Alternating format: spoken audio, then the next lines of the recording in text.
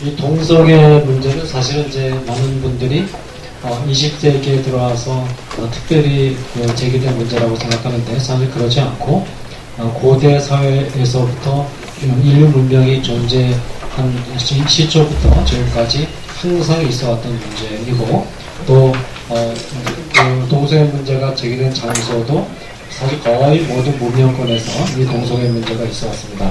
그런데 이제 20세기 이후에 등장한 동성애 운동, 동성애 문제와 그 이전의 동성애 문제의 차이점을 보태어 이야기한다면 그 이전에는 이제 동성애 문제가 신학적인 문제였고 개인윤리적인 그런 문제였습니다. 그러니까 이 동성애라는 이런 관행이 하나님 앞에서 바른 그런 성 관습인가 또 그리고 이제 한 개인으로서 이게 동성애를 하는 것이 윤리적으로 그런가 이런 관점에서 접근해 왔었는데 20세기에 등장하면서 특별히 이 마르크스주의라는 이런 사회 사상이 등장하면서 그 영향을 받아가지고 이 동성애 문제뿐만 아니라 모든 윤리적인 문제들에 대한 접근 방법이 그 차원이 좀 달라졌습니다. 그래서 이 마르크스주의는 이제 이 사회를 지배교육과 피지배교육으로 이렇게 분류해서 피지배교육, 프롤레타리아 계층이 지배계급인 부르주아 계층에 의해서 부당하게 권리라든지 또 여러가지 그 생존권이라든지 이런 것들을 부당하게 착취당했기 때문에 이제 문제는 이 지배계급의 지배로부터 피지배계급이 이제 항거운동을 일으켜서 자기의 권리를, 자기의 그 위치를 되찾아야 된다. 이런 관점에서 이제 모든 문제를 접근하고 있거든요. 또 이 사회 안에 그런 요소들이 분명히 있는 것은 사실이고, 이런 그 마르크스주의 영향을 받아가지고 이 동성애 문제도 그런 시각에서 지금 전체적인 틀이 지금 문제되고 있습니다. 그래서 동성애자들은 이제 어떻게 대입을 시키느냐 하면 이성애자들이 소위 말하자면 이제 기득권층이고 지배 계급이고 동성애자들이 소수로서 피해를 당한 피지배 계급이다. 그래서 너무나 억울하게 그 억압을 당해왔고 또 권리를 침해당해왔고 했기 때문에 이제 그 부당한 권리와 억압으로부터 해방돼야 된다. 이런 관점이 사실은 이제 그 동성애 운동의 저변에 많이 깔려 있습니다. 그런 틀에서 이제 진행이 되고 있고 그렇기 때문에 이제 우리나라에서도 이 동성애 그 인권 운동에 앞장서는 그 진영이 바로 진보 진영이거든요. 민주정의당이라든지 이런 진영이 이 운동에 앞장서는 그 이유도 바로 이런 사상적 배경이 깔려 있습니다. 자, 그러면 이런 그 해방 운동이 그러면 어쨌든 이 사회 안에 억압부조가 있는 것은 사실이고 이 억압부조는 이 부당한 억압으로부터 해방이 되어야 되거든요. 예를 들면 백인들이 유세군 인종을 탄압한다든지 아니면 사회적으로 높은 신분에 있는 사람이 낮은 신분에 있는 사람을 탄압한다든지 또 부자가 가난한 자, 또 남성, 여성 이런 억압부조는 분명히 존재하는 건 사실이고 이런 억압부조로부터 해방운동은 윤리적인 정당성을 가지고 있는 것이 사실입니다. 그러면 동성애 문제도 이런 해방운동으로서 정당성을 가지고 있느냐를 따져봐야 되겠죠.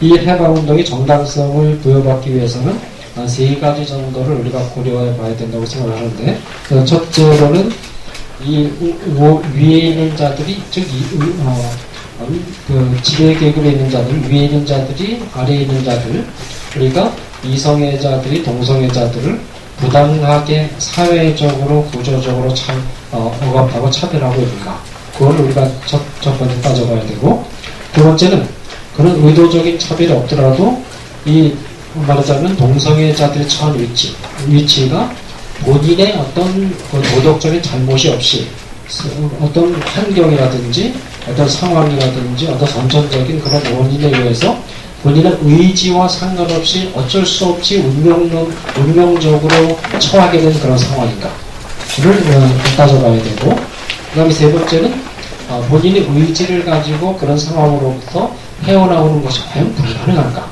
이런 것을 따져봐서 이런 조건들에 해당이 된다면 그 해방운동이 정당하다 그렇게 볼 수 있겠습니다.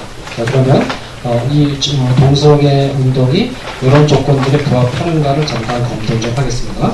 우선 그 두 번째를 먼저 살펴보죠. 그러니까 이 동성애자들이 이 동성을 향한 어떤 성욕을 많이 느끼는데, 그것은 본인도 어쩔 수 없는, 의지적으로 어떻게 어쩔 수 없는 그런 어떤 그 선천적인 그런 것이기 때문에, 만약에 동성애가 선천적인 것이라면 선천적으로 그렇게 태어났기 때문에 동성을 향한 어떤 성감을 느낀다면 그럼 우리가 어쩔 수 없는 거겠죠. 우리가 인정해줘야 되지 않겠습니까?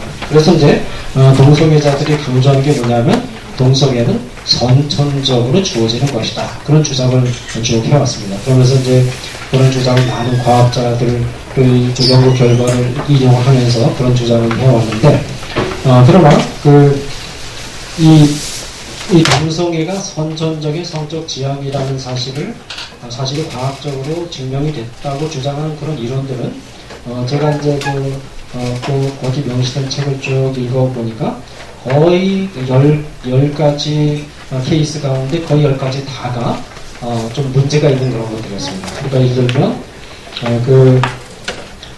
표본조사의 편향성이 나타난다든지, 실험을 했는데 재현에 실패한다든지, 실험 결과를 의도적으로 조작하거나 왜곡된 해석을 한 이런 특징들이 거의 다 거기 나타났고, 그리고 아직까지 이 동성애가 선천적인 성적 지향이라는 사실은 과학적으로 입증된 일이 없는 것으로 이게 정리가 되어 있습니다. 그래서 몇 가지 증거들이 킨제 연구 보고서라든지, 아니면 이제 호르몬 뇌구조 유전자 연구 경과 결과, 이런 것들을 좀 제가 연구를 해놨고, 그 다음에 또 한 2가지 정도는 이제 제가 추가로 첨가했는데, 예를 들면 이제 염색체상으로 조금 이상이 생겨가지고, 예를 들면 XX에다가 Y가 첨가된다든지, 또 XY에다가 X가 첨가된다든지, 이런 그 염색체 이상에 의해서 어떤 나타나는 증후군들이 있습니다. 그러니까 클라인페이터 증후군이나 터너 증후군 같은 그런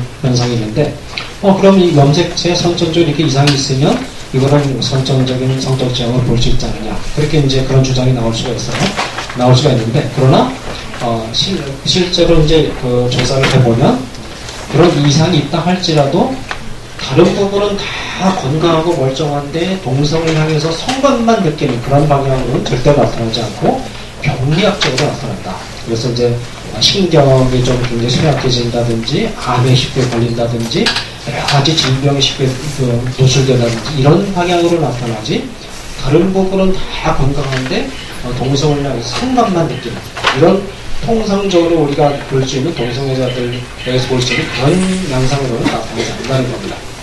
또 한 가지는 이제 사실은 이제 성 정체성은 염색체에서 이미 결정이 되지만, 그러나 성기가 만들어지는 것은 호르몬 작용에 의해서 결정이 되거든요. 그래서 남성의 경우는 생후 7주쯤 됐을 때 이제 염색체가 신호를 보내면 호르몬 수용기 안에 있는 테스토스테론을 받아가지고, 원래 이제 인간은 태어날 때 양성적인 존재로 태어납니다. 울프관과 밀러관, 울프관은 이제 남성 성기를 발달할 수 있는 기관이고, 밀러관은 여성 성기를 발달할 수 있는 기관인데, 이 같이 살아나다가 남성의 경우는 7주쯤 되었을 때 염색체가 신호를 보내면 호르몬 수용기 안에 있는 남성 호르몬을 받아가지고, 그때부터 이제 울프관을 발전시켜서 남성 성기로 발달시키고 밀려관을 퇴화시키거든요. 또 여성의 경우는 12주쯤 됐을 때부터 그런 현상이 나타납니다.